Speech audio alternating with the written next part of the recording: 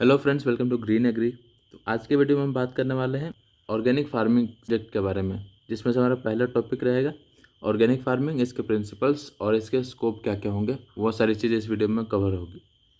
तो सबसे पहले आता है ऑर्गेनिक फार्मिंग होता क्या है। तो इस वर्ड से अगर आप एग्रीकल्चर कोर्स कर रहे हो तो इस शब्द से आप सभी बहुत अच्छे से परिचित होंगे कि ऑर्गेनिक फार्मिंग क्या होता है। तो देखो, सिंपल से मैं बता देता हूँ कि ऑर्गेनिक फार्मिंग एक एग्रीकल्चर सिस्टम है जिसमें क्या जो फर्टिलाइज़र यूज़ करते हैं वो ऑर्गेनिक ओरिजिन से आते हैं। ऑर्गेनिक ओरिजिन क्या मतलब क्या हो गया कि जैसे हम जो फर्टिलाइज़र यूज़ करेंगे उसमें कंपोस्ट होगा, ग्रीन मैन्योर होगा, बोन मील हो जाएंगे, तो ये सारी चीज़ें यूज़ होंगी, मतलब केमिकल वाले चीज़ को यूज़ नहीं करना है इसमें, ठीक है। तो वो हो जाता है ऑर्गेनिक फार्मिंग। अब देख लेते हैं इसके प्रिंसिपल्स क्या क्या होंगे। तो यहाँ पर 4-5 प्रिंसिपल्स लिखे हुए हैं। सबसे पहला होगा to produce food of high nutritional quality. Organic farming के ज़रिए हम हाई न्यूट्रिशनल क्वालिटी वाले फ्रूट प्रोड्यूस कर सकते हैं। To maintain soil fertility. अगर हम ऑर्गेनिक फार्मिंग कर रहे हैं अपने खेतों में, ऑर्गेनिक ओरिजिन के फर्टिलाइज़र का एप्लीकेशन कर रहे हैं, तो उससे क्या होगा कि सॉइल फर्टिलिटी इंक्रीज होती है। थर्ड पॉइंट हो गया to maintain the genetic diversity. इसकी मदद से हम जेनेटिक डाइवर्सिटी मेंटेन कर सकते हैं। अगला हो जाएगा to help in the conservation of soil and water. Organic farming soil और वाटर के कंजर्वेशन में भी हेल्प करता है। अब आगे बढ़ते हैं इसके स्कोप पे। तो अब देख लो स्कोप ऑफ ऑर्गेनिक फार्मिंग, मतलब ऑर्गेनिक फार्मिंग का स्कोप क्या क्या होगा, इससे हमें क्या क्या बेनिफिट्स होंगे, वो चीज़ें देख लेते हैं। तो ये कहना चाहता है कि मतलब कुछ ही सालों में ऑर्गेनिक फार्मिंग का डिमांड बहुत ज़्यादा बढ़ गया है, क्योंकि लोग अवेयर हो रहे हैं कि भाई ऑर्गेनिक फ्रूट्स जब हम खाएंगे, ऑर्गेनिक फूड जब हम कंज्यूम करेंगे, वो हमारे हेल्थ के लिए काफ़ी अच्छा होगा as compare to conventional farming के फूड हम खाते हैं। देखो, इससे तो आप सभी जानते हो कि ऑर्गेनिक चीज़ें जो होती है वो काफ़ी बेनिफिशियल होती है as compare to other food. तो इसी तरह से स्कोप आ जाता है पहला, सॉइल मैनेजमेंट। ऑर्गेनिक फार्मिंग की मदद से सॉइल को मैनेज किया जा सकता है, सॉइल की हेल्थ बढ़ाई जा सकती है। तो सॉइल मैनेजमेंट में क्या हो जाएगा, organic farmers use a variety of techniques to build healthy soil including crop rotation, cover cropping, composting and the use of natural fertiliser such as manure. अब देखो जी, ऑर्गेन सॉइल मैनेजमेंट में क्या कर सकते हैं कि अगर हम ऑर्गेनिक फार्मिंग कर रहे हैं तो उसमें सॉइल को हेल्दी रखा जाएगा, ठीक है। सॉइल को हेल्दी कैसे रखा जा सकता है, तो उसमें हम क्रॉप रोटेशन कर सकते हैं, कवर क्रॉपिंग कर सकते हैं, कंपोस्ट का यूज़ कर सकते हैं, और जो फर्टिलाइज़र यूज़ करेंगे वो ऑर्गेनिक होंगे, तो उसकी वजह से भी सॉइल फर्टिलिटी काफ़ी इंक्रीज़ होती है और सॉइल हमारा अच्छा परफॉर्म करता है। उसके बाद आते हैं पेस्ट मैनेजमेंट पे। Instead of using synthetic pesticides, organic farmers use a variety of techniques to manage pests such as crop rotation, companion planting and the use of natural predators. अब देखो, जब ये आपके फील्ड में पेस्ट का attack होता है तो नॉर्मल फार्मर्स क्या करते हैं कि भाई बाज़ार से पेस्टिसाइड खरीद के लाएं, केमिकल वाले पेस्टिसाइड, और उसको अपने फील्ड पे स्प्रे कर दिया।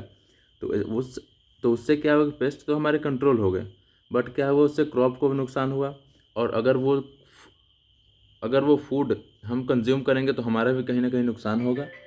और उसी जगह पे अगर हम क्या करें कि क्रॉप रोटेशन से या फिर कंपेनियन क्रॉपिंग से या फिर ऑर्गेनिक चीज़ों का यूज़ करके पेस्ट कंट्रोल करते हैं, तो उससे क्या होगा कि ईल्ड तो अच्छी आएगी ही, सॉइल भी अच्छा होगा और हमारे कंजम्पशन के लिए भी वो अच्छी होगी। इसके बाद आते हैं एनिमल वेलफेयर और बायोडाइवर्सिटी कंजर्वेशन। एनिमल वेलफेयर में क्या हो जाएगा, organic livestock farmers must provide their animals with access to the outdoor natural diets, and opportunities for exercise and socialization.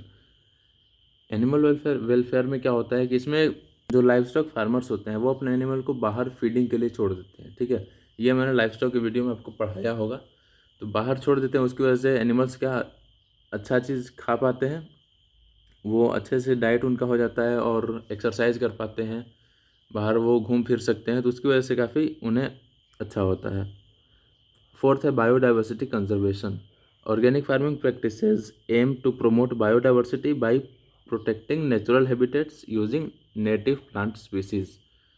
अब देख, इसकी ऑर्गेनिक फार्मिंग की मदद से हम बायोडाइवर्सिटी कंजर्वेशन भी कर सकते हैं। बायोडाइवर्सिटी होती क्या है, तो ये मैं आपको शॉर्ट में बता देता हूँ। तो इस वर्ड से समझो, बायो मतलब क्या हो जाएगा लिविंग, और डाइवर्सिटी मतलब वेरिएशंस।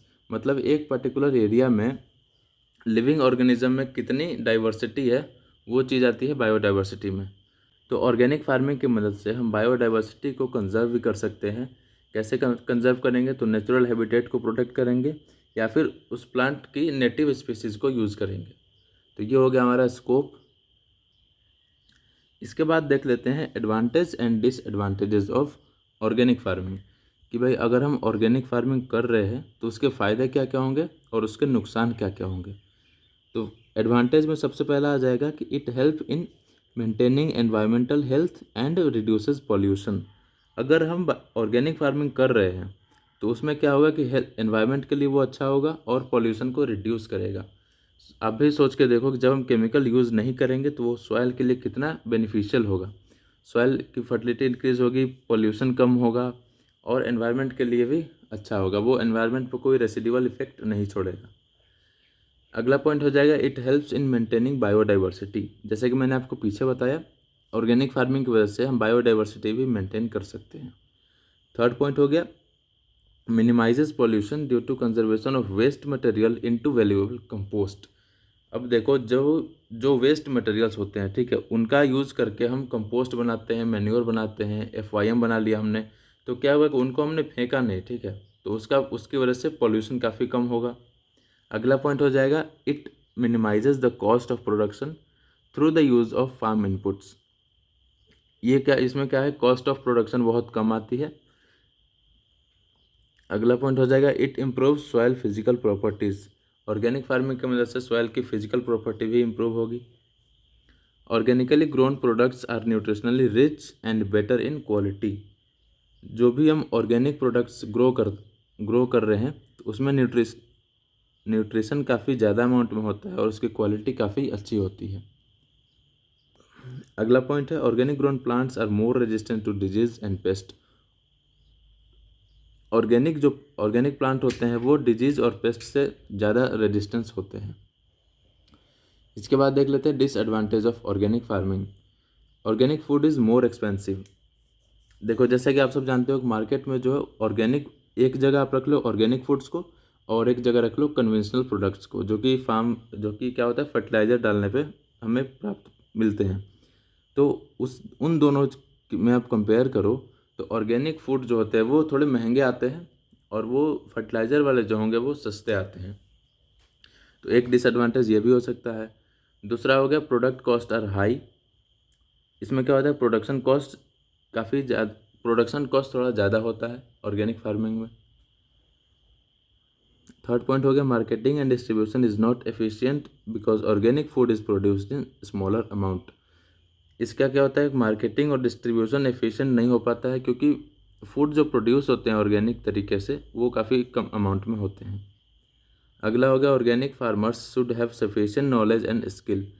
अब देखो जो फार्मर ऑर्गेनिक खेती कर रहा है, ऑर्गेनिक फार्मिंग कर रहा है, उसके पास अच्छी खासी नॉलेज और स्किल होनी चाहिए ताकि वो ऑर्गेनिक फार्मिंग कर पाए। तो ये हो गया ऑर्गेनिक फार्मिंग का डिसएडवांटेज। तो इस वीडियो में हमने देखा ऑर्गेनिक फार्मिंग क्या होती है, उसके स्कोप क्या क्या है, उसके प्रिंसिपल क्या है और उसके एडवांटेज एंड डिसएडवांटेजेस को। अगर भी ये वीडियो अच्छी लगी हो तो वीडियो को लाइक करना और चैनल को सब्सक्राइब करना। मिलते हैं इसी तरह के एक और वीडियो में।